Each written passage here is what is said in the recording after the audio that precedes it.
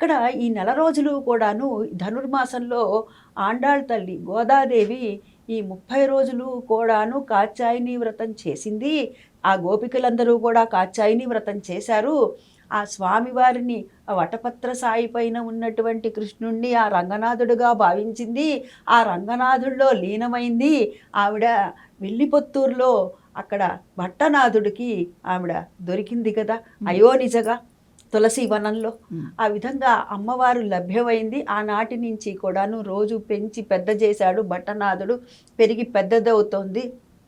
రోజు నాన్నగారు ఏ విధంగా మాలికలు అల్లుతూ ఉన్నారో గమనించి చూసి ఆ విధంగా తను కూడా అల్లుతూ అట్లా బాగుందా లేదా అని చెప్పి తను మెళ్ళో వేసుకుందట. వేసుకొని చూసి ఆహా బాగుంది అని చెప్పి రోజు కూడా నాన్నగారు పూజకి తీసుకెళ్ళేటటువంటి బుట్ట ఏదైతే ఉందో ఆ బుట్టలో పెడుతూ ఉండేదట.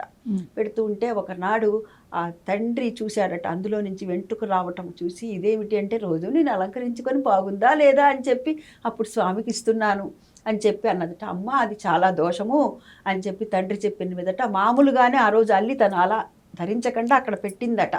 పెడితే స్వామికి సమర్పించారట. సమర్పిస్తే స్వామి స్వీకరించలేదట. స్వీకరించకపోతే నాకు ఆవిడ వేసుకున్నదే నాకు ఇష్టము గోదాదేవి అని చెప్పి చెప్తారనమాట.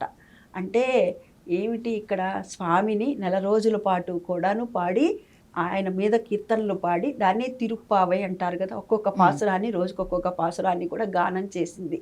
ఎవరితో అంటే తన చుట్టూ ఉన్నటువంటి గోప బాలికలందరితో కలిపారన్నమాట.